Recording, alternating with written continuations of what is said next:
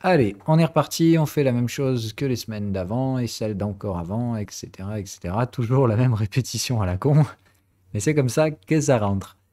Si vous avez des cas de figure spécifiques sur lesquels vous avez un peu galéré et que vous voulez qu'on traite ensemble, qu'on corrige, etc., c'est là qu'il faut en profiter. Sinon, bah, comme d'hab, je vais aller taper au hasard PG. Si j'y arrive, PG.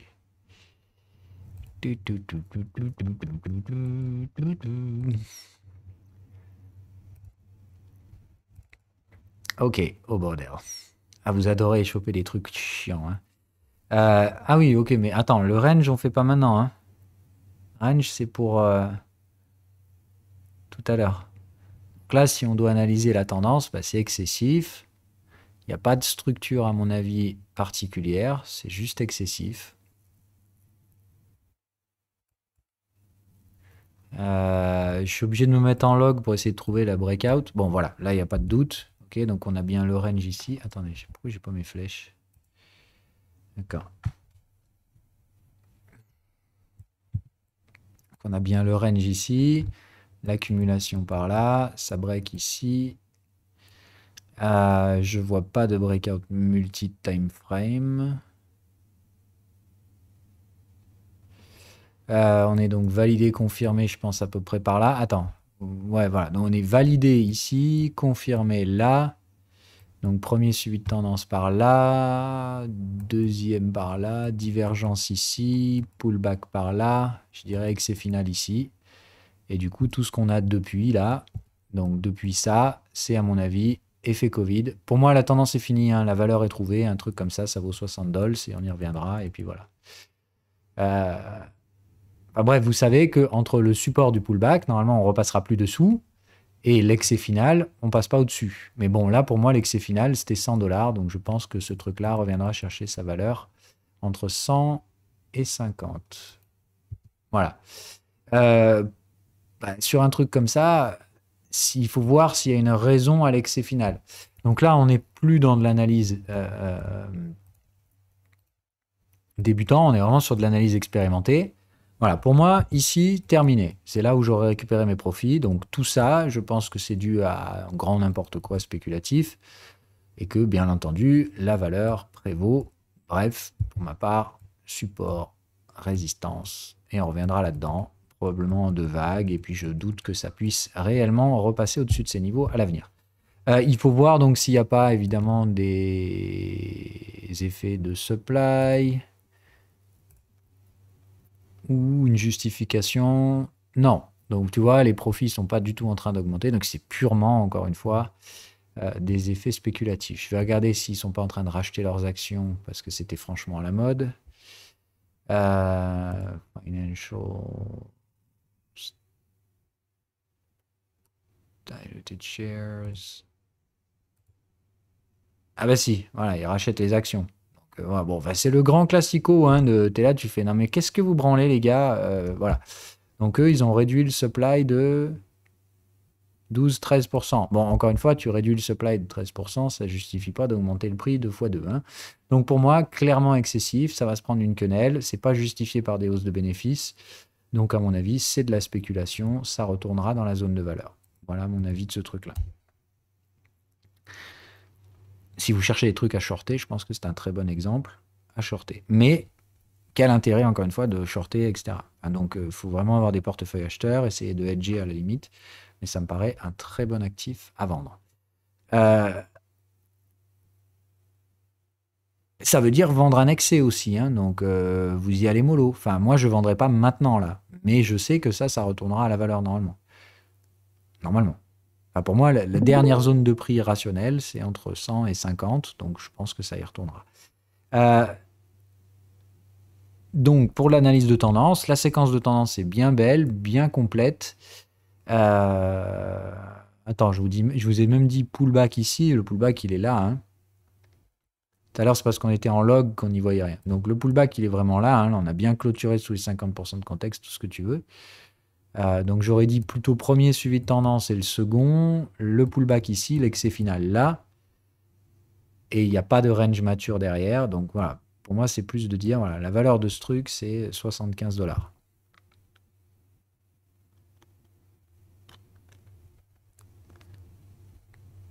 Et ça veut surtout dire, si les profits là se réduisent à nouveau, ce qui à mon avis va être le cas hein, aux États-Unis, boum, ça chute vénère. Hein. C'est-à-dire, dernière valeur connue 70, on est à 150. Ça peut prendre vénère dans la tronche. Hein.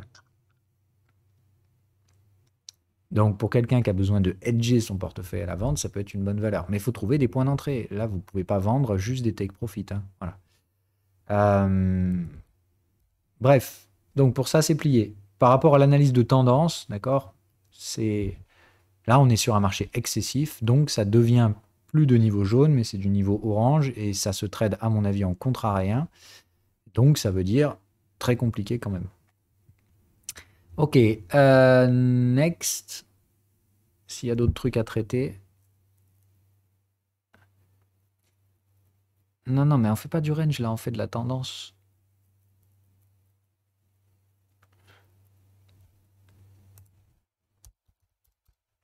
Somfy. HSY. Attendez, bon, il y a trop de trucs qui sortent d'un coup. Alors, donnez-moi les tickers surtout. Parce que par exemple, Somfy, je trouve rien. Ah si, Somfy, oui, je suis con, moi. Ok.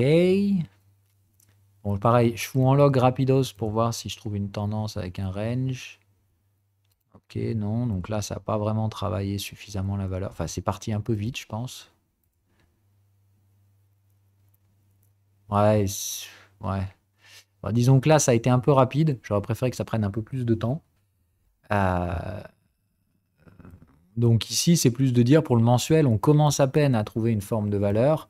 Mais j'aime bien le fait qu'il y ait, hop, vous voyez, quand même, ça veut dire qu'il y a quand même une borne supplémentaire. C'est-à-dire qu'on a vraiment visité ces deux bornes. Support, résistance, enfin, supply, demande, et bam, ça pète. Ok, donc c'est plutôt pas mal. Ça monte, ça bourre bien. Bon, le breakout est vraiment vénère.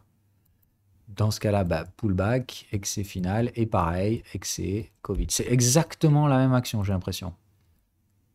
C'est vraiment ça, quoi. Pour moi, c'est vraiment, tu viens là, l'excès final, il est entre là et là. C'est-à-dire, tu as deux sorties sur l'excès final. Ici, tu es même en risque max. C'est-à-dire que là, tu as carrément le report du pullback à l'objectif. Donc là, c'est dans tous les cas, n'importe qui trade cette tendance est obligé de prendre tous ses profits à 90 $. Ça veut dire que ça, bah, c'est dû, encore une fois, aux mêmes choses, des effets de masse monétaire. De la thune qui circule, on ne sait pas quoi en faire. Allez hop, on va foutre ça là-dedans. Pareil, ça, boum, ça va revenir à 60 $ au bout d'un moment. C'est pricé, à mon avis, n'importe comment, ça. C'est pas, voilà, il n'y a pas de structure, il n'y a pas de séquence dans la tendance. Voilà, ça s'arrête là. La séquence, elle est complète. Terminée. Il faut vérifier, pareil, s'il n'y a pas des hausses de bénéfices. Parce que faut pas non plus trop vite jeter l'eau du bain. Ah, là, tu as une hausse de bénéfices. Tu vois, là, ça, c'est pas la même chose que l'autre truc. Ça veut dire tant que les bénéfices montent, tout ira bien. Par contre, le jour où les bénéfices baissent, on va tout de suite revenir chercher la dernière valeur connue, à peu près vers 70-80. Donc ça, moi, j'achèterais clairement pas le dump, hein, je te le dis direct. Voire vendre la troisième borne s'il y en a une. Voilà. Mais c'est à peu près le même schéma. La différence ici, c'est que comme on est dans le territoire de l'expérimenté, il faut aller plus loin que juste la structure de prix. Là, la structure de prix, elle est excessive également. Vous voyez la séquence de tendance terminée. Donc, si ça continue de monter et que ça arrache contexte dans les deux sens, c'est que c'est excessif. Donc, ça veut dire qu'il faut faire appel à des connaissances supplémentaires, de niveau expérimenté, etc. Bon, là, je triture que la surface, déjà, pour vous dire, voilà, par exemple, regardez les bénéfices pour essayer de justifier si l'excès a une raison fondamentale ou non, quoi. Mais il faut aller plus loin que ça. Comme je vous dis, il y a plein de trucs à vérifier pour justifier le déplacement excessif d'un prix. Le supply, les résultats, là, c'est de dire ils sont probablement en train de faire les deux, c'est-à-dire hausse de bénéfices et ça rachète probablement des actions. Je vais aller vérifier, mais c'est pratiquement sûr. Là,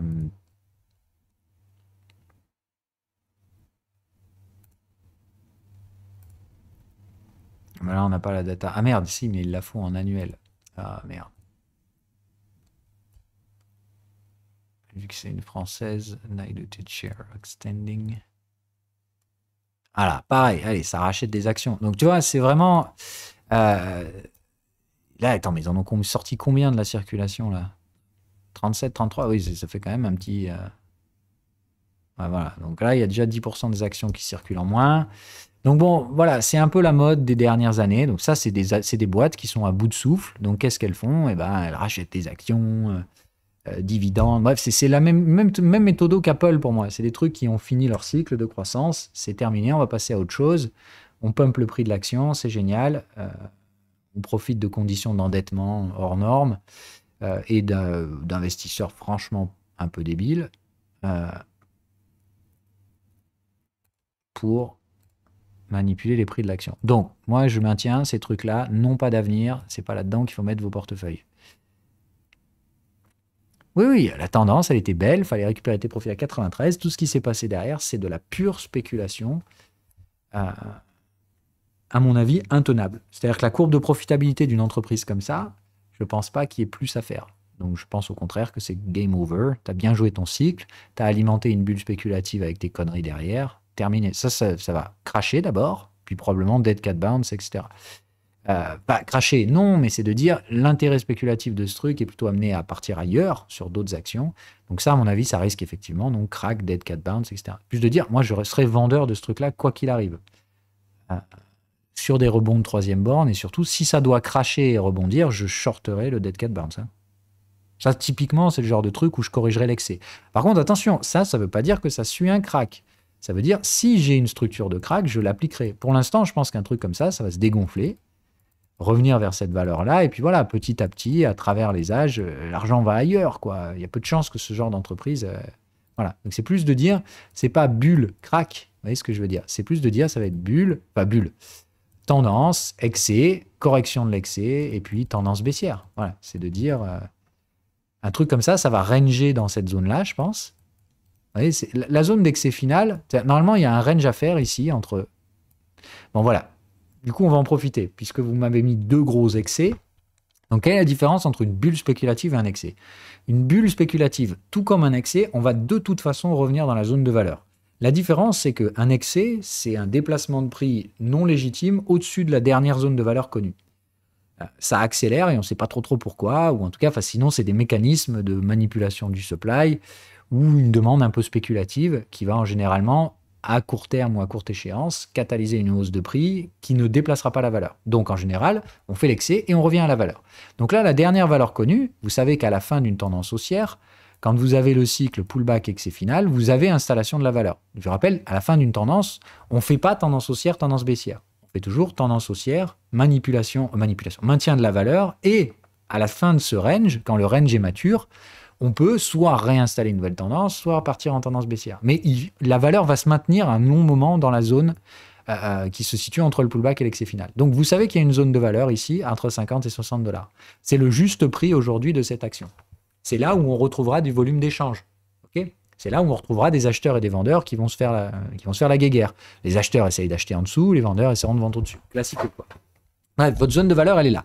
Donc ça, c'est de l'excès. Donc le premier truc qu'on fait dans un marché excessif à la fin d'une tendance, c'est trouver la zone de valeur et vous savez qu'on va y revenir. Voilà. Comment? Ça, vous ne savez pas trop. Okay, et je ne veux pas vous apprendre à trader ces trucs-là. Je ne veux pas vous apprendre à trader short sur des excès. D'accord? C'est vraiment hyper compliqué. Je ne vous raconte pas de le faire sur des bulles. Hein. Voilà. Mais dans les deux cas, c'est ça. Maintenant, si vous prenez Apple, pour que vous voyez la différence, le but, c'est toujours, quand il y a un marché excessif, bulle ou pas bulle, c'est de trouver la zone de valeur. Donc, trouvez-moi la zone de valeur sur Apple. Donc déjà, comme on l'a dit, attention, pour l'instant, il y a le double effet qui se coule. Apple, ça rachète des actions et les bénéfices sont en hausse. Maintenant, j'ai dit, le rythme de croissance des bénéfices ralentit, et surtout, la courbe de profitabilité d'Apple, c'est un peu du vent. Enfin, c'est un business model complètement dépassé. À mon avis, ils ont beau essayer de se renouveler. Le jour où ça descend, c'est le crack assuré. Hein, voilà. Mais elle est où la zone de valeur sur Apple? C'est-à-dire, si vous trouvez une séquence de tendance, bon, déjà, là, on est obligé de passer en log, tellement c'est n'importe quoi sur l'aspect spéculatif. OK.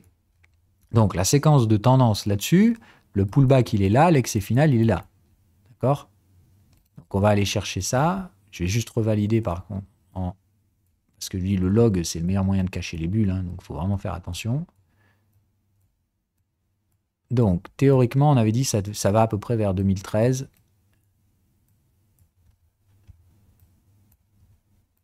Voilà, donc on a bien ici les breakouts, le pullback, l'excès final, globalement, il était au maximum au ratio 1 pour 1. Donc normalement, ici, 12 $, janvier 2011, on aurait dû re-ranger. C'est-à-dire on aurait dû prendre le temps avant de peut-être relancer une activité haussière.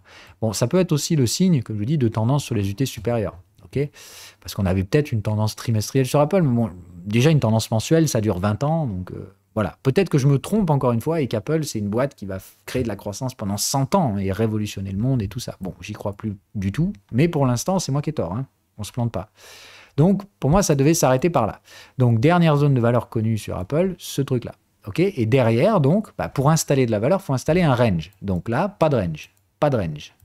Et on n'a jamais retourné le contexte, hein. Donc il n'y a jamais installation de valeur. Et depuis, eh ben, c'est la stratosphère. Voilà. Toujours pas de range. Donc, dernière valeur connue d'Apple, au prix actuel, d'accord, c'est 6 $. Donc, quand on va chuter sur Apple, il n'y aura pas d'échange réel de valeur avant 6 $. Vous vous rendez compte du truc?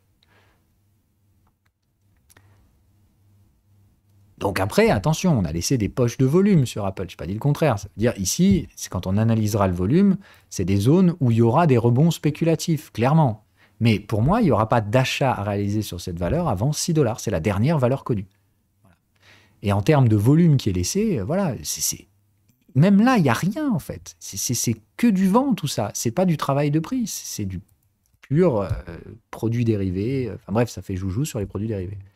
Donc, très compliqué. Ah bah bien sûr, moi j'ai dit, un mec qui achète Apple à 150 $ l'action, c'est une perte garantie s'il la garde 10 ans. Hein. Voilà. Enfin, ça me paraît, rien n'est jamais garanti, mais ça me paraît être un très mauvais pari, raison pour laquelle je prends le pari inverse. Et j'aurais peut-être tort. Ok, autre chose. DBT, PayPal. Alors PayPal, c'est très émotif en ce moment, donc on va éviter de faire des analyses graphiques sur des trucs très émotifs. Attends, je fais dans l'ordre. C'était DBT tout court, je pense. Hein. Alors, de l'action chinoise. Donc, attention encore une fois. Oula, c'est quoi? Non. Vietnamese Dong. Pardon, pas chinoise. C'est pas de tendance là-dedans. Hein. Enfin, moi, je peux pas analyser ça. Ah, ah oui, merde, putain, pourquoi non. ALDBT? Oui, c'est ça? Ok.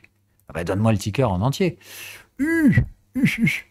Bon, là, tu es sur une biotech crash complet. Enfin, ça crache depuis l'introduction. Alors là, il faut voir la market cap. Puis c'est fin.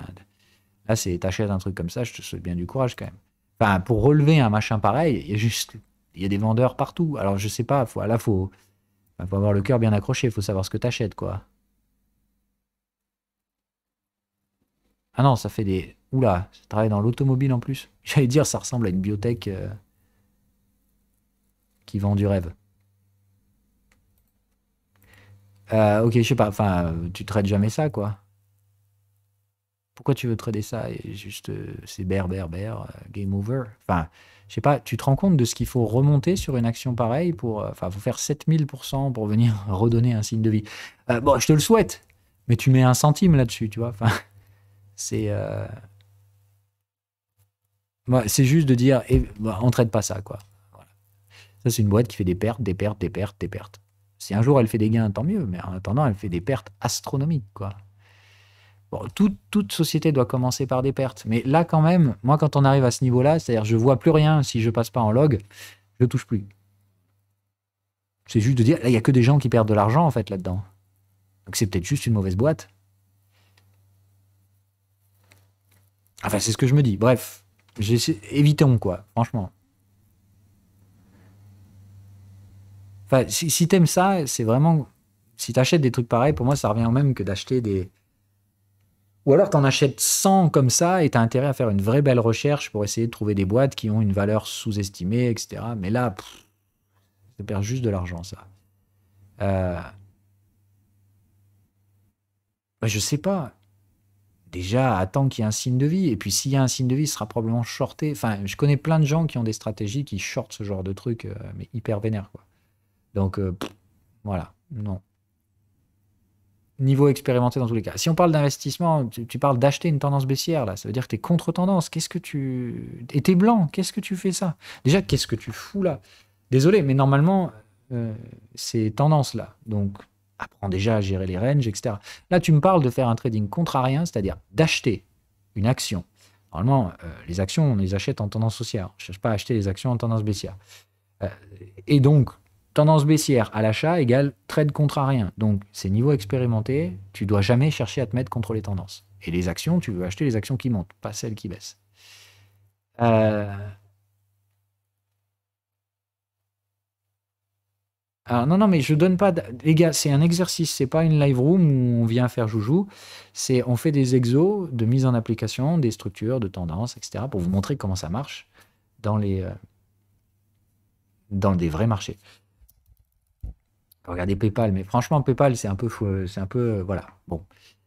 Bah si, ça c'est une belle séquence multi-time frame. Donc PayPal, ça reste, c'est typiquement comme Link. Vous voyez, c'est de dire, ça prend une grosse quenelle, 60-70% de repli sur le pullback mensuel.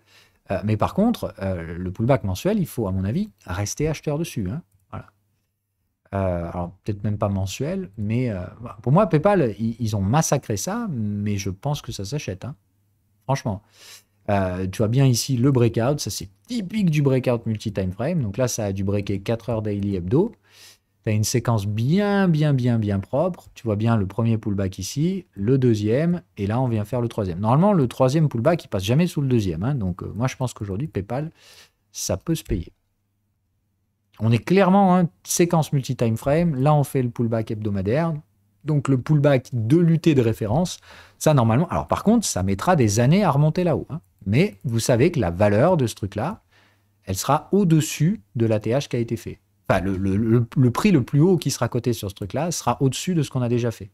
On y reviendra. Mais par contre, ah non, mais moi aussi, hein, ça, je suis chaud. Hein. Enfin, franchement, je pense que là, c'est un super bon prix pour mettre ça en portefeuille. À moyen terme. Après, il faut tenir ça 10 ans. Hein. Enfin, c'est en général, bon, je te donne des ordres de grandeur. Tendance multi-time frame, ok, quand tu fais la séquence de tendance, normalement, le pullback excès final met à peu près autant de temps. Donc là, il faut que tu sois prêt à tenir ce truc-là jusqu'en 2026-7, ce qui me paraît, encore une fois, un super bon choix. Moi, je l'ai dit, je ne veux pas voir, et j'évite d'acheter des actions qui ont des horizons d'investissement au-delà de ces 2026-28. Parce que je suis toujours mon plan, mais j'aurais peut-être tort, de cycle de... de Armstrong. Donc pour moi, entre 2026 et 2028, on risque de manger de la déflation et l'effondrement du système financier. En tout cas, la bulle de crédit, elle sera en risque d'éclatement dans ces zones-là. Donc je ne veux pas, si tu veux, avoir d'investissement à travers ce truc-là.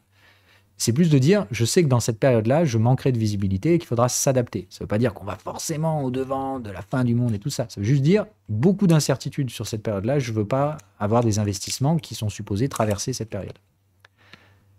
Hormis des investissements dans des biens tangibles, c'est-à-dire, je ne veux pas de sociétés financières ou des trucs comme ça. Voilà, je veux vraiment, à ce moment-là, revenir sur la bouffe, l'eau et l'énergie, tu vois. Enfin, c'est...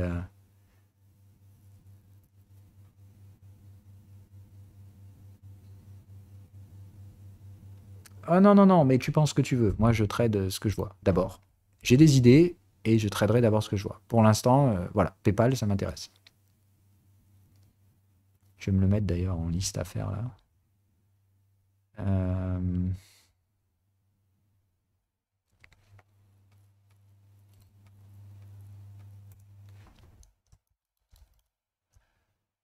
People. Non, non, PayPal, c'est vraiment une super bonne boîte. Hein. Enfin,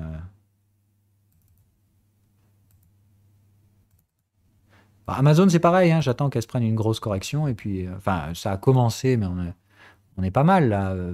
Amazon, ça va commencer à se payer doucement.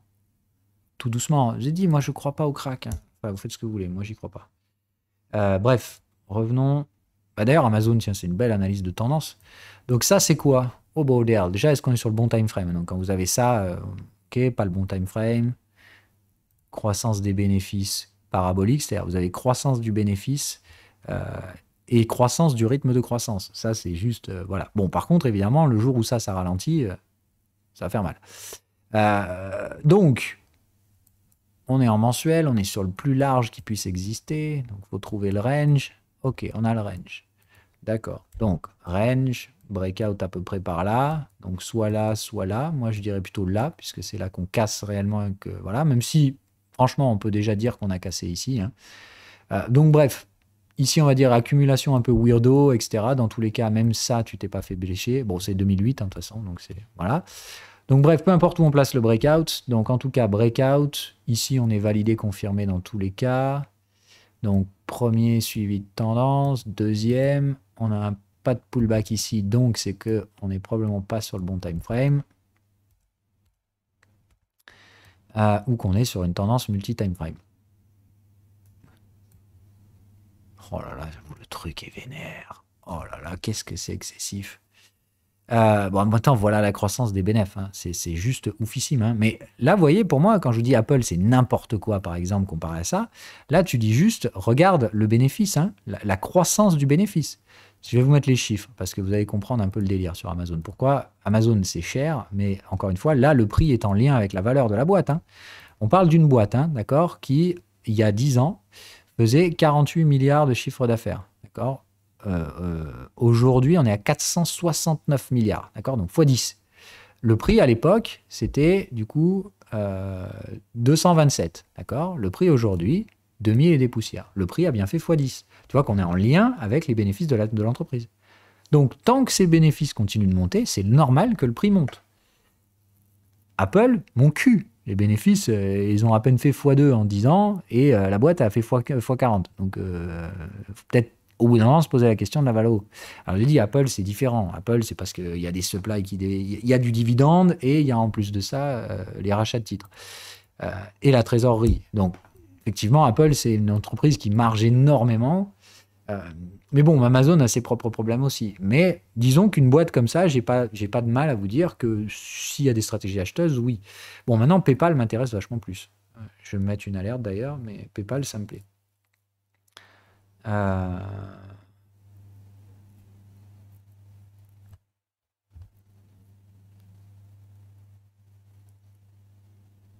Non, non, au contraire, je pense que PayPal, c'est une boîte très innovante qui aura aucun mal à foutre ses doigts dans les cryptos, justement. C'est ce qu'ils ont déjà commencé à faire, d'ailleurs. Donc, de toute façon, pour moi, PayPal, c'est un peu la banque des business online. Bah, preuve, moi, j'utilise ça. Donc, c'est plus de dire c'est pas parfait, mais c'est pas mauvais non plus, quoi. Donc, je suis pas contre. Enfin, voilà, moi, je trouve PayPal, il y a encore de l'avenir. Je vous ai dit, je pense que la partie croissance, c'est terminé, hein, mais que pour la partie valeur, il n'y a aucun doute à savoir que là-dedans, mon argent, il est bien investi. Pas à n'importe quel prix, hein, mais les prix aujourd'hui ne me posent aucun problème. Il me faudra des signaux, hein, mais on va voir s'ils y sont d'ailleurs. Bon, je sais qu'ils vont pas tarder. De toute façon, sur ces zones de prix, voilà, moi je sais que normalement on passe pas sous le pullback de l'UT inférieur. Donc normalement, le pullback de l'UT inférieur ayant été fait ici, pardon. Là normalement, voilà, enfin tu vois, moi quand je vois ça, la tentative d'accélération, le contexte de merde, les take profit, les fins de cycle, voilà, ça je sais que je paye. Maintenant, ça peut continuer de glisser, tu vois ce que je veux dire? Ça peut rester là encore des semaines avant de remonter. Mais je m'en fous. C'est plus de dire, à ce prix-là, franchement, on est très loin de la valeur et ça me paraît pas débile du tout. J'ai pas encore le signal, mais j'ai le price OK. C'est de dire, là, la prochaine réaction de prix haussière, elle donnera le signal. Ça, c'est clair. Donc bon, moi, en général, ce que je fais, c'est que je vais sur les UT inférieurs et voilà. Donc, je pense que ça peut glisser encore un peu. Hein. De toute façon, j'ai dit, à mon avis, les boîtes US, elles sont pas encore au bottom. Il y a encore plus de douleurs à venir, ne serait-ce que si Apple vend, ça va faire shorter tout le monde à cause des ETF et tout ça. Enfin, je pense qu'on n'est pas au bout de nos peines aux US. Et ici, vous pouvez très bien, hein, et je pense clairement que c'est le cas, moi j'achèterais plutôt la fin de ce cycle-là. Je pense qu'il y a encore un cycle vendeur à venir aux US. C'est ce que je vous défends sur les indices, hein, et je pense que PayPal y échappera pas. Je pense qu'on va avoir un cycle un peu plat, là, où les actions américaines, elles n'arrivent pas à performer, mais elles ne cassent pas les supports non plus. Et après, un dernier flush un peu final. Voilà, vous voyez, c'est de dire, laissez un peu de temps à ce canal, on revient le chercher, et là, je paye. Donc, c'est plutôt de dire, là, pour l'instant, je n'ai pas la gestion du risque pour entrer. On a squeezé, on est dessous, ouais, voilà. Bon, ça, c'est le classico, hein, il me faut des alignements de troisième borne sur les unités inférieures. On est sur de l'expérimenté, là. Hein, mais pour l'instant, moi, je pense que ça biseaute comme ça, ce truc-là. Donc, patience, laissez le truc faire son travail, achetez encore l'alignement de cycle, le prochain, pour les expérimenter. Voilà. Surveillez les signaux hebdomadaires, hein, mais à mon avis, si ça donne un signal, il ne va pas valider tout de suite, quoi. Il fera un petit excès de plus. On n'a que des take profit, donc les expérimentés le savent. Dès que vous tradez en reverse avec du TP, c'est qu'il y a de fortes chances qu'on vous mette une petite quenelle de plus, quoi. La target, elle en a encore pour 28 bougies, donc clairement, il y a le temps. Voilà.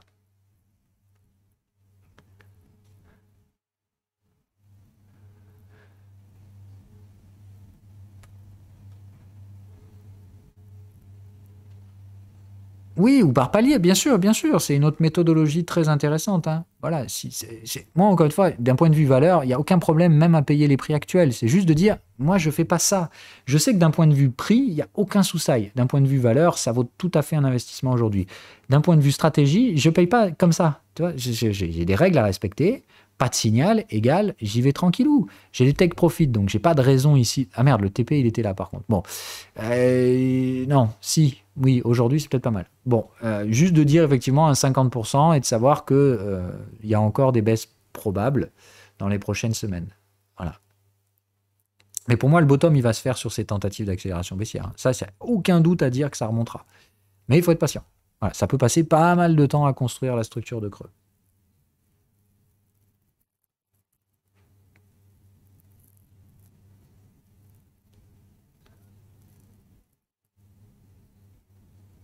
Alors, attends, Nvidia.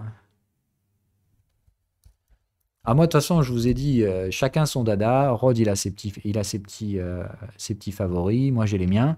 Moi, le mien, c'est Xiaomi, hein. Moi, je renforce Xiaomi comme un fils de pute.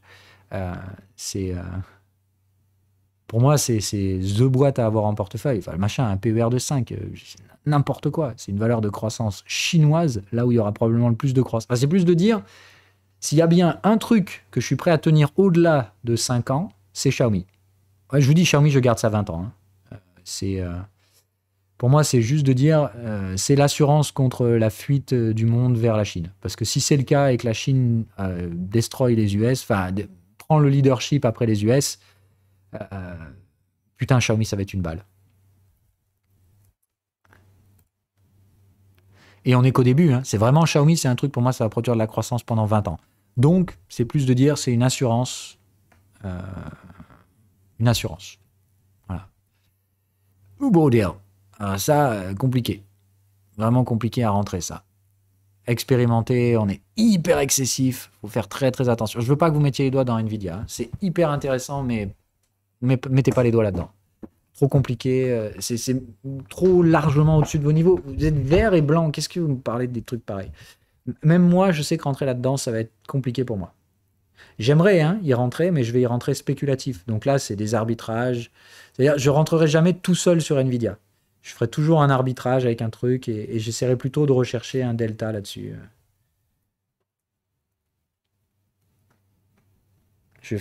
Ça, c'est de faire des arbitrages de volatilité. Voilà.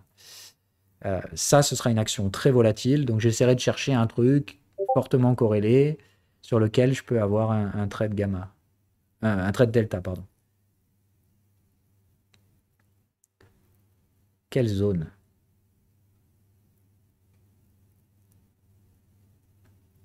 Non, mais tu te démerdes. Là, je sens que tu t'es dit, ah ouais, le gars il a l'air de savoir de quoi il parle, il charge Xiaomi, donc j'achète. Non, putain, faites vos analyses.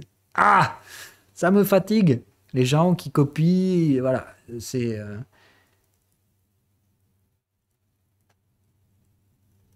Normalement, on fait de la tendance. Qu'est-ce que vous foutez tous là, les blancs?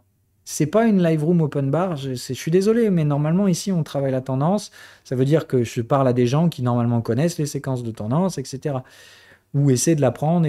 Vous devez être en train de trader des fucking ranges. Donc là, j'ai l'impression que vous êtes en train de vous dire, cool, j'ai un gestionnaire de fortune devant les bras. Si je lui posais plein de questions pour savoir ce que je vais faire avec mon portefeuille. Je suis pas d'accord. Je n'aime pas ça. J'aime pas la démarche et j'aime pas et j'ai pas du tout envie de servir à ça. Je sais le faire, mais dans ce cas-là, paye-moi. Tu vois ce que je veux dire? Enfin, si tu veux que je constitue ton portefeuille, non. Là, je suis supposé t'apprendre à trader. C'est deux trucs différents.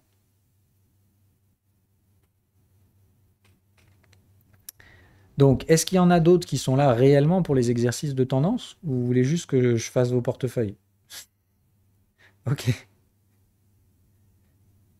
Eh bien, apprends à maîtriser les ranges d'abord.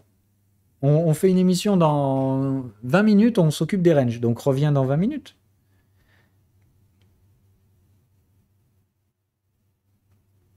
Désolé, hein, je suis un peu franc, mais c'est... Pour moi, la ligne, elle doit être tracée très clairement, hein.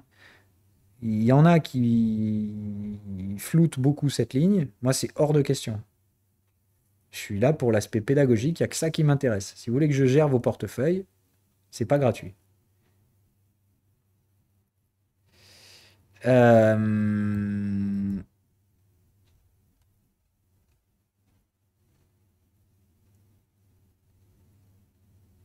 HSI. Voilà, là on est supposé prendre des exemples graphiques de tendances. Et de préférence, c'est plus de dire, si on fait ces sessions en live, c'est parce que ces exercices, vous pouvez les faire tout seul chez vous, mais c'est de dire ici, on corrige ceux sur lesquels vous avez galéré, etc., quoi. C'est vraiment le TP, quoi. Je vous rappelle, on le fait une fois toutes les 2 semaines.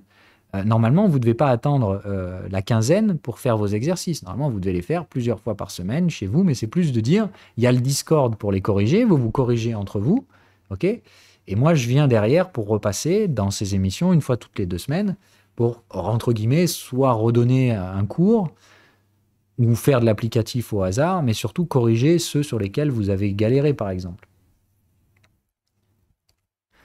Wow, là on a un gros truc. Ok, allez, encore un truc bien funky, bien mature. Décidément, vous les aimez, ces trucs. Alors, allons-y. Donc, le range, le breakout multi-time frame. Donc, ça break en 1981. Ouais, d'accord. Donc, 1981, on a dit. Donc, le breakout est là. J'arrive même pas à le voir tellement. Donc, premier pullback, à mon avis. Ah, attends, non, là, c'est pas assez. Deuxième, troisième. Oh, oh là là! Je sais pas ce que c'est, mais je ne peux pas structurer un truc pareil. Moi, pour moi, ça aurait dû s'arrêter par là. Là. Même en séquence multi-time frame, hein, normalement, là, c'est le gros pullback, là, le fameux, et encore moins 50, voilà, mais je vois bien le premier pullback ici, ou là, j'arrive pas à distinguer. Là, le deuxième, là, le dernier. Donc ça, c'est normalement, pour moi, la valeur, elle est là. Hein. 217, ça, quand ça va tomber, ça va faire mal. Hein. Donc maintenant, il faut voir la répartition du volume. Mais voilà, pour moi, dernière zone connue et zone de valeur connue ici, c'est ça. Après, attends, on a breaké en 81. Et il y a eu combien d'années avant? Attends, bon, je me remets en log. Ah, c'est peut-être... Attends. Bon, faut que je regarde les bénéfices. Peut-être que c'est une multi-time frame trimestrielle, mais je dis, enfin, multi-time frame trimestrielle, c'est juste, ça veut dire que la boîte, elle va vivre 100 ans. Enfin, faut que vous vous rendiez compte enfin, pas 100 ans, mais 60 ans. Elle va vivre le macro-cycle complet, quoi. Maintenant, cette boîte existe depuis 1969. Donc, pourquoi pas, hein? Mais compliqué quand même, hein? Compliqué.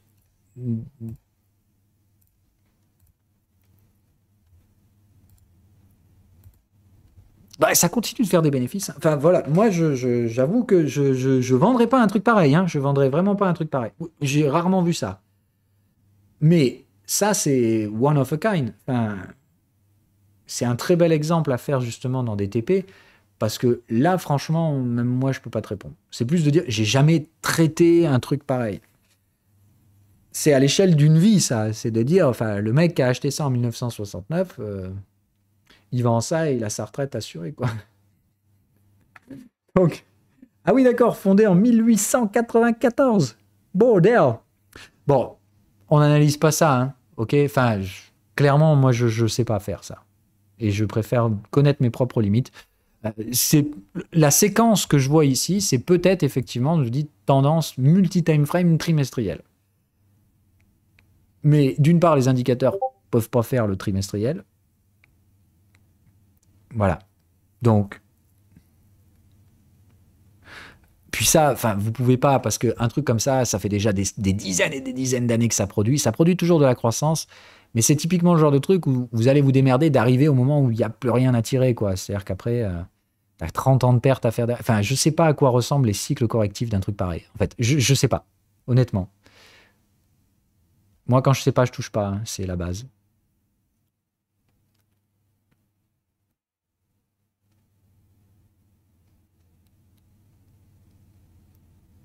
Atomera, mais qu'est-ce que c'est que ça? Ah, ok, d'accord. Et nous sommes sur le pullback possible d'une vaccin qui est tendue. C'est possible d'analyser. Oui, on va faire ça. Euh, Je regarde Bézi dans l'ordre d'abord. Attention, hein, si c'est encore un truc où vous voulez que je fasse vos portefeuilles. Non, ok, belle tendance, super. Bon, là, de toute façon, je me fais même pas chier à aller sur les time frames inférieurs, on est d'accord. Tendance mensuelle. Attends, mais combien de fois j'ai mis Financials? Non, juste une fois. Ok. Ça, très intéressant. Croissance du bénéfice, belle tendance, impeccable. Le pullback, à mon avis, il est là. Donc, excès final, finito hein, sur ce truc-là. Attention, c'est parce que je suis en log hein, que vous voyez ça. Au bordel. Alors non, d'accord. Donc, dans ce cas-là, tendance multi-time frame. Premier pullback, très excessif, hein, vous voyez, c'est-à-dire quand on rapporte ce truc-là, ça c'est clairement que vous êtes sur des tendances multi-time frame, il n'y a aucun doute. Deuxième pullback, et là vous allez avoir le pullback de l'UT majeur, donc mensuel. Pullback mensuel à venir, donc celui-là il va chuter fort, hein, vous voyez, c'est vraiment la même chose que PayPal, mais en retard. Donc vous savez que normalement, on trouvera le pullback mensuel à peu près, normalement toujours au-dessus du pullback ici, hein. Donc déjà, il faut attendre qu'on finisse le cycle vendeur. Ok. Rappelle, un pullback, hein, c'est... Voilà. Et dans le cas de PayPal, je vous parle d'acheter parce qu'on est au niveau du pullback du T précédente.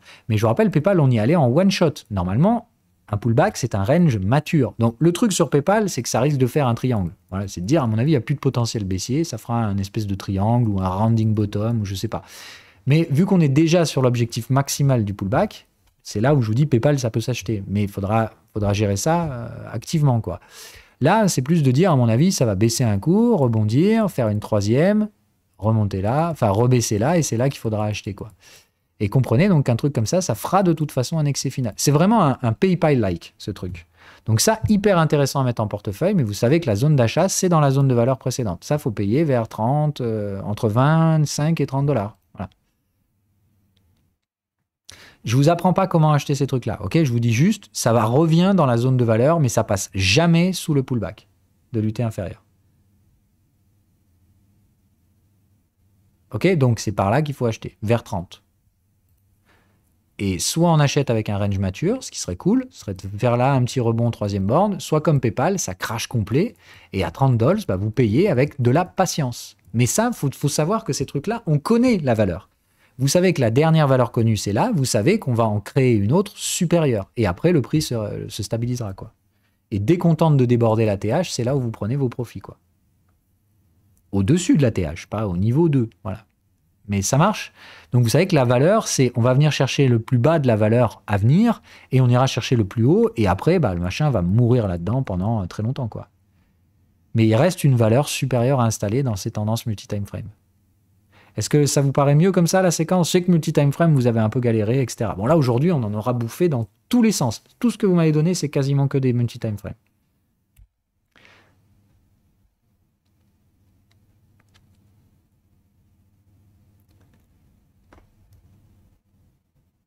Ah non, non, non, non, non. La stratégie de la trendline, c'est pour les bulles. Bon, ça peut servir pour les marchés excessifs. Mais ça reste contrarien. Ça veut dire, ne vendez jamais les marchés excessifs. Ne vendez jamais les bulles. Cherchez pas à faire ça. Vraiment. Vraiment, vraiment, laissez tomber. Laissez ça aux expérimentés. Je short Apple pas parce que j'ai envie de voir tomber la boîte. C'est parce que je sais qu'elle surperformera l'indice si jamais les indices doivent se péter la gueule. D'accord? Donc je sais qu'il y en a qui ont peur du bear market, etc. Moi, c'est comme ça que je hedge mon risque de bear market. Parce que je sais que si on y va, il y en a une qui va prendre plein la gueule.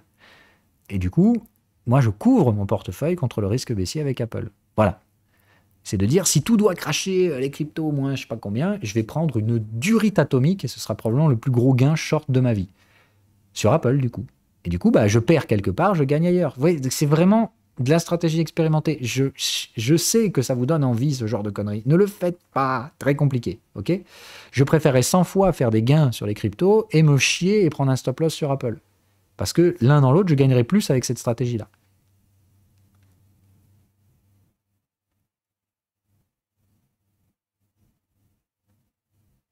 Une action sans range. Comment ça? Donne-moi un exemple. Attends, je fais dans l'ordre. Atomera maintenant.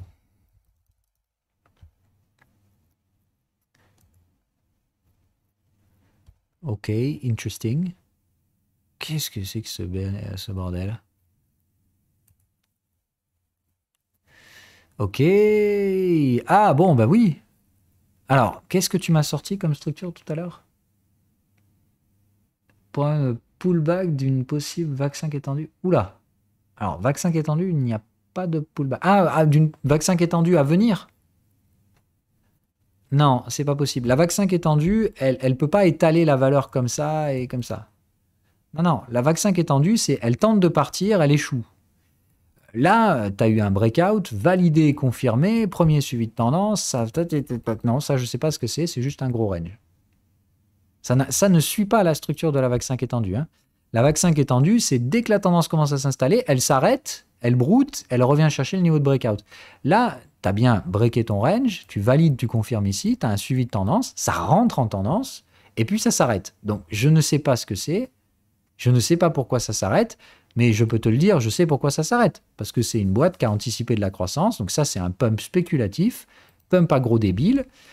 La boîte fait des pertes atomiques, d'accord? Ça ne fait que des pertes, il n'y a même pas de revenus là-dessus. Et quand on commence à partir en tendance, la boîte fait encore plus de pertes. À mon avis, ça, c'est juste pump and dump. Je ne sais pas ce que c'est que ce truc. Commercial Services, ça fait quoi cette boîte? Bon, après, on est sur de la micro-cap, hein, mais... Non, là, il y a un problème. Enfin, pour moi, ça, c'est une horreur. Enfin, c'est une horreur. Ouais, voilà. Moi, ça sent le pump artificiel. Donc, ça n'a aucune valeur, ce truc. C'est-à-dire, ça fait que des pertes. Donc, là, je vois des mecs qui se sont chauffés. Je sais pas. Mais là, il y a probablement soit manipulation du cours, soit effet de pump and dump. Voilà. Pour moi, il y a breakout complètement échoué, là. Hein. Enfin, début de tendance haussière. Là, tu fais du suivi de tendance là-dedans, normalement. Hein. Et là, bah, celui qui a fait un suivi de tendance s'est fait péter le stop loss. Goodbye, merci, au revoir. On revient chercher les niveaux de breakout. Pour moi, terminé. Maintenant, je ne sais pas ce que c'est ça, mais il ne faut pas toucher. Hein. Tu es en hebdo et à mon avis, tu n'es pas sur le bon time frame. Voilà, je ne sais pas ce que c'est. Tu vois, il y a un rejet de la valeur. C'est-à-dire que le mensuel, le contexte, il rejette complètement toute cette valeur. Tu vois, sinon, là, ce contexte-là, il serait là-haut. Donc là, il te dit, la valeur mensuelle de ce truc, c'est entre 20 et 7. Et je pense que c'est un gros range mensuel, ton truc. Sauf que je ne sais même pas si on peut vraiment utiliser ça comme un référentiel de valeur. Bref, c'est une small cap. À mon avis, il y a des vilaines manipulations de prix derrière. Ça ne m'étonne pas en plus que ça ait pump and dump pendant la période Covid. Donc, voilà, je ne sais pas ce que c'est, mais touche pas. Compliqué. Ah, le graphe est horrible. Ça, c'est des anomalies. Après, ça fait partie des trucs. Si vous tradez ça en tendance, tu vois ce que je veux dire? Moi, si tu trades le breakout ici, je te dis OK. Il n'y a pas de problème. Tu trades le suivi de tendance ici, je te dis OK. Tu trades le deuxième suivi de tendance par là, je te dis OK. OK, là, tu es bien en tendance hebdomadaire. Je t'assure qu'il y a un suivi de tendance à faire ici. Hein. Il n'y a aucun doute là-dessus. Et si tu le prends, bah, pour moi, il faut le prendre. Hein. Voilà. Ah, paf, il est magnifique. Tu vois, moi, je te dis, hein, ça, j'ai aucun souci à te dire que j'aurais payé les yeux fermés ici. Stratégie du deuxième suivi de tendance. Regarde, tu as le premier suivi de tendance ici, perfecto, easy, tranquille. Le deuxième là, easy, tranquille. Et voilà. Et ben, je suis désolé. Moi, tu traites ça ici. Normalement, tu dois acheter là, tu dois mettre ton stop loss à peu près par là. Et ben voilà, tu te fais stopper, terminé, goodbye. Hop, on passe à autre chose.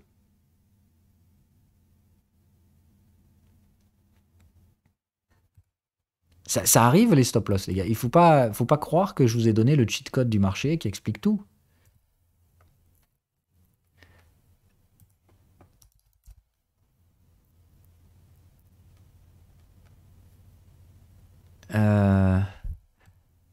Alors, ouais, on va le prendre en euros quand même. Enfin, je sais pas. Il faut voir là où il y a le plus de volume.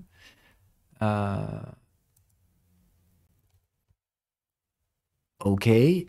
J'ai aucune structure là-dessus. On va voir en dollars, mais bon, c'est pas mieux. Je sais pas, j'ai pas de structure là-dessus.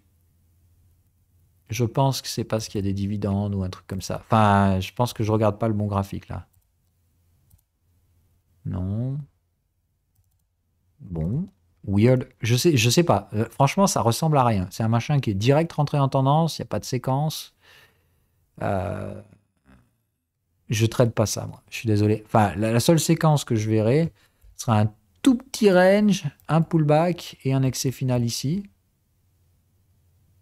Donc, Tu vois, il y a bien eu un pullback là, voilà, mais je dirais du coup, pour moi, la valeur, elle se situe donc à mi-chemin entre le pullback et l'excès final. Donc je te dirais, ça vaut 120 $. C'est tout ce que je peux te dire. Je ne trade pas tant qu'on n'est pas dans cette zone de valeur. De toute façon, regarde, le Covid, voilà. Pour moi, ça fait partie de toutes les boîtes qui font de la merde, on ne sait pas les valoriser. Enfin, on les a valorisées n'importe comment à cause des effets de masse monétaire. Donc, c'est très problématique de savoir comment toutes ces boîtes, on va les gérer dans les années à venir.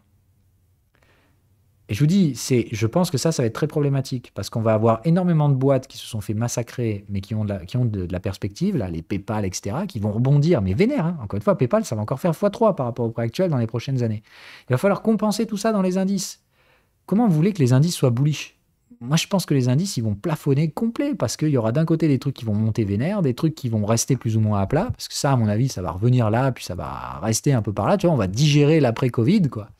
Mais il va falloir repasser par les zones de valeur. Je ne vois pas comment un investisseur professionnel, il achèterait ça à ce prix-là aujourd'hui.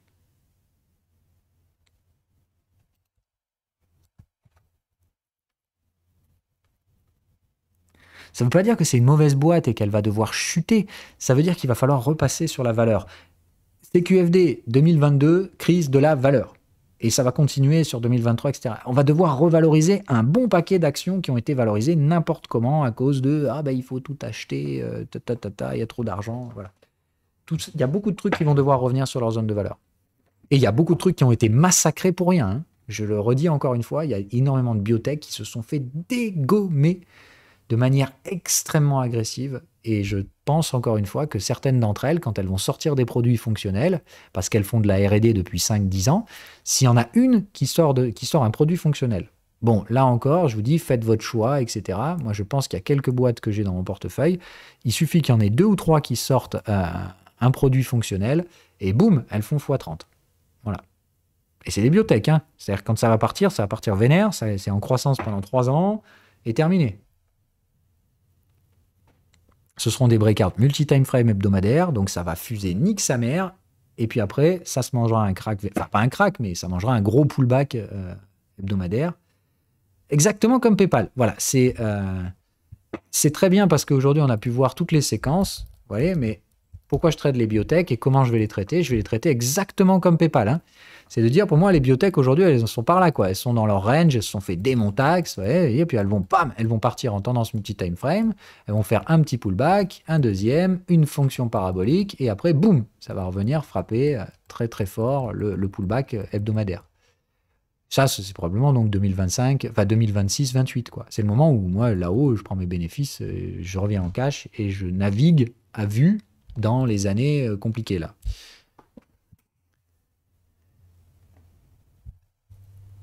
Ah oui, non, mais les valeurs chinoises, je t'en reparlerai. Enfin voilà, pour moi, les valeurs chinoises, je vous dis, c'est plus de dire quelqu'un aujourd'hui qui a un portefeuille sans valeurs chinoises, je ne comprends pas. Voilà. Après, Xiaomi, c'est pas faute de dire que moi, Xiaomi, je suis rentré là et là. Donc, tu vois, j'ai un prix de revient moyen qui est pas ouf, hein, mais je comprends pas encore une fois pourquoi on a massacré ce truc-là, mais ça veut juste dire que on fabrique des ranges de fous furieux. Hein. Donc, je te garantis que ce truc-là, quand on va sortir de ces ranges-là, ça va faire tout drôle. Sinon, ce sera une vague 5 étendue, c'est-à-dire qu'on fera du ratio à 1, je sais pas. Mais tout ce que je peux te dire, c'est que, à mon avis, des boîtes comme Xiaomi, ça commence à peine, d'accord? Ça commence à peine à faire des bénéfices. Alors là, j'aime autant te dire que c'est un boulevard qu'ils ont devant les yeux. Quand je vois hein, des résultats comme ça avec un prix qui baisse, bon, ici, encore une fois, c'est des effets de change, hein, on est d'accord, parce que là, je la regarde en euros. Mais bien de comprendre qu'une fois que l'effet de change va se stabiliser, surtout si en plus de ça, le yuan devient devise de réserve mondiale à la place du dollar, voilà. Bon, Xiaomi, je garde 20 ans. De toute façon, je ne les revendrai jamais. Je suis prêt à perdre tout ce que j'ai mis dedans. Et il n'y a pas beaucoup d'actions pour lesquelles j'ai autant de conviction. Après, je suis en risque max. Hein. J'ai 5% de mon portefeuille en Xiaomi sans stop loss. Voilà. Et dès que je peux valider, c'est-à-dire mettre un stop loss et que je vais pouvoir leverager les positions, t'inquiète pas que j'en aurai bien plus de 5%. Hein. Mais pour l'instant, c'est de dire, je pose mes billes doucement et tant que je ne peux pas poser un stop loss, je ne fais rien. Pour l'instant, je ne sais pas. Enfin, j'ai un machin qui a fait haussier baissier, donc il va falloir qu'on refasse une troisième borne, etc., etc. Ah non, mais je m'en fous du Fonda. Hein. D'accord? Pour moi, Baba, c'est une boîte qui produit déjà de la croissance depuis un bon moment. Oui, elle s'est fait démonter, mais j'ai pas peur de te dire que j'ai beaucoup plus d'argent dans Xiaomi que Alibaba. J'ai du Alibaba aussi, hein. Mais Alibaba, moi, j'ai payé beaucoup plus haut, hein. Je crois qu'Alibaba, j'ai payé là. Donc, je me suis fait dégommer complet, voilà.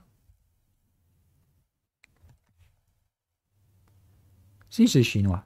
Mais enfin, c'est une multinationale, Xiaomi, ça vend pas qu'en Chine. C'est pour ça qu'elle m'intéresse plus que Alibaba. Alibaba, c'est très chinois, quoi, hein. Moi, les boîtes chinoises qui m'intéressent le plus, c'est vraiment Tencent et Xiaomi, parce que c'est des multinationales, etc. Voilà. Maintenant, Tencent, je me pose de plus en plus la question. Voilà. Parce que là, pareil, hein, c'est un gros bébé, quoi. C'est un très très gros bébé.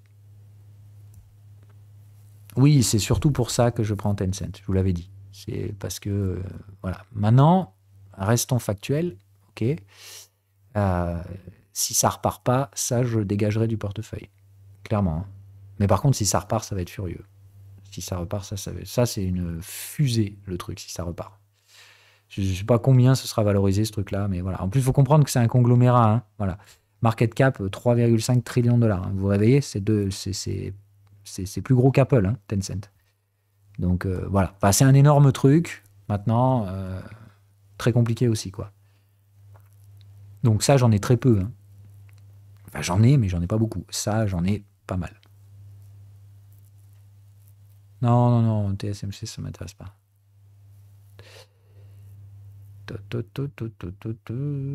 Ah tiens, T-Dog, je n'avais pas vu hier. Bon voilà, enfin moi c'est biotech, tranquille. Dans les années qui viennent, de toute façon, moi je cherche pas à faire au parfait. Il faut être conscient, c'est très difficile d'acheter tout en bas. Aujourd'hui, c'est vraiment la crise de valeur fait que les prix vont faire n'importe quoi. Il faut vraiment que vous soyez capable de suivre les bons projets. Essayez de les acheter correctement, mais surtout comprenez que celui qui va raisonner 1 et 0, il est mort dans les prochaines années. C'est-à-dire celui qui va dire ah putain, cette boîte elle a l'air géniale, je vais mettre 2% de capital dedans tout de suite là. Ah, je trouve que ça c'est mauvais. Moi, c'est plus de dire rentrez doucement. D'ailleurs, de toute façon, il y a tellement de volatilité que les indicateurs, vous allez voir d'une, ils vous mettent des tailles de stop loss énormes. D'accord? Mais surtout, les signaux sont de piètre qualité. Ils vous invitent à être plus prudent. Moi, le premier, je préfère rentrer par palier sur les boîtes parce que plus personne s'est valorisé correctement. Donc, c'est de dire, cherche pas à avoir le point bas. Et dis-toi que il faut essayer de moyenner tes entrées correctement, sans se surexposer, etc. Et être patient. Et de dire, tu ne pourras pas réussir partout, mais le but, c'est d'essayer déjà de réussir un peu. Et tu ne pourras pas sortir tout en haut non plus. Voilà, c'est la même chose. Pour moi, tout comme je rentre par palier, je sortirai par palier aussi, sur toutes les actions que j'ai. Parce que rien ne garantit qu'il n'y en a pas une de celles-là qui va partir complètement en couille et accélérer, accélérer, accélérer dans la stratosphère. Et si tu as tout vendu en disant oh, bah, ça y est, j'ai pris mes bénéfices, bah, tu vas être là à te mordre les doigts. Donc vraiment, cherchez pas à valoriser les actifs. Ça va être très compliqué. Plus de dire, essayez de raisonner les zones de valeur et de raisonner par palier. On ne fait jamais je rentre tout, je sors tout. Alors, vous vous démerdez, ok? Je ne fais pas vos portefeuilles. What else, du coup? On s'en fait un dernier. EZJ. Non, ça c'est pour les ranges. On fera tout à l'heure. THX. Super. Allez, on va faire THX.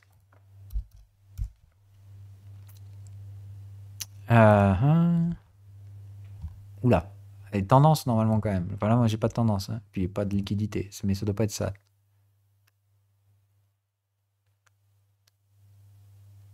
Ah, mais c'est une fucking crypto.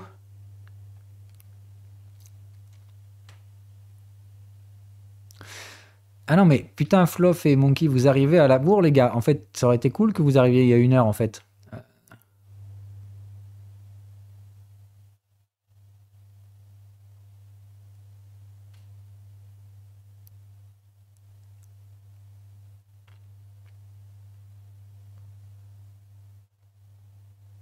Bon, THX, je trouve pas ton truc, désolé. Ah merde, c'est moi qui suis con. Ok, complètement con. J'ai pas compris. Ok. Euh, IB, bon, on l'a déjà analysé 20 fois. MLM. Rien que le nom, ça me fait penser à multi-level marketing, le truc que tu... Ok. Oh bordel. Alors ça, c'est une histoire aussi. Alors ça, c'est une histoire. Je sais pas. J'ai pas de structure. Je préfère pas. Je préfère pas dire. Mais c'est assez rigolo parce que là, tu as vraiment des séquences de tendances complètes. Hein, là, je vois bien le pullback, l'excès final, le gros range. Ça repart en tendance. Pullback, excès final. Ça re-range et ça repart en tendance. C'est assez intéressant comme truc. C'est vraiment funky. Mais il n'y a pas de tendance multi-time frame, il n'y a pas de séquence de vagues étendues. C'est vraiment... c'est wild ride. Bah, c'est propre et pas propre à la fois. Parce que la dernière structure, je la trouve pas propre, justement. Ces deux-là, là, mais académiques. Deux mouvements de tendance. Attends, remarque, ils sont vers la paix. Ah, attends. Attends, peut-être qu'on a un truc à faire. Maybe it is interesting sur le time frame supérieur. Oh oui! Regarde, breakout, revisiter le niveau de breakout. Deuxième tentative, ratio 1 pour 1. Et on revient chercher l'overlap. Tu as une vague 5 étendue mensuelle. Oh fucking hell! Putain, celle-là, elle est belle. Ah, ça, c'est assez fou furieux, ça, comme truc. Ah, je l'ai pas vu venir, celle-là. C'est un peu tiré par les cheveux, mais ça marche. Enfin, pour moi, la séquence, elle est là. C'est plus de dire, s'il y a bien un truc à trader là-dessus, c'est dans ce cas-là, vague 5 étendue. Et là, bah, tu arrives effectivement dans la phase excessive. C'est-à-dire, là, effectivement, ça va accélérer, ça va devenir complètement con. Ça, je resterai en suivi. Hein. Par contre, attention, ça, je te rappelle, ça se retournera en V-top. Donc, cherche pas à attendre un pullback avant de sortir. Hein. Ça, c'est de dire, tu tires, tu sais pas trop où tu vas. Donc, je vous ai toujours donné ce séquence-là, ou de dire, quand vous savez pas trop quoi faire, vous reportez les fibos de l'UT, enfin de l'UT du range précédent. Je sais pas si le point bas est pas là. Bon, enfin bref. Ok, et vous sortez. Voilà, bah, tu vois, là, c'est de dire, si t'as pas fait un petit TP là, quand même, voilà. Et prochaine zone, je pense que ici, il faut vraiment TP obligatoire 680, 170. Tu vois, sur ces trucs-là, tu fais des TP sur les zones. Là, tu as un tout petit signal, donc à mon avis, un truc comme ça va repartir, ça va te fuser du 680. Mais là, par contre, tu sors à l'aveugle. Hein. Voilà. Je dirais ici, tu prends un 10-15%. Là, tu me sors 25-30 minimum, voire plus. Parce que ça commence à devenir... voilà. Et après, ça, rappelle-toi, ça fera V-top et ça s'installera en range dans la zone supérieure. Et tu auras vraiment eu, tac, la phase vraiment range acheteur. Dès que ça part en tendance, bam, et ben non, ça revient. Et tu as la phase vague 5 étendue qui va vraiment t'étaler la valeur sur du mensuel. Vague 5 étendue mensuel, je n'ai jamais vu ça. Mais c'est un super bel exemple. Donc celui-là, tu vois, je vais me le screenshot et je vais vous le mettre dans les... Merde, c'est bon. Je vais vous le mettre dans les exemples, celui-là. Mais il est vraiment, vraiment beau. Hein.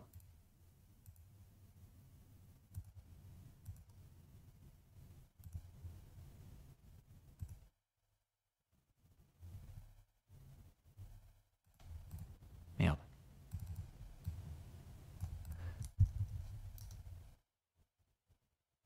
Ok. Merde, il allait me foutre ça où, lui? Ah mais non, je suis con.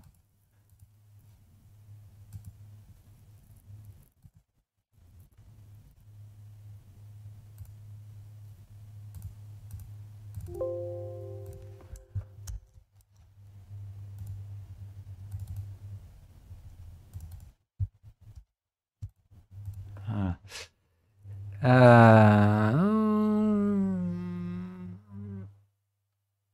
Ah oui. Non, non, bah, débrouillez-vous.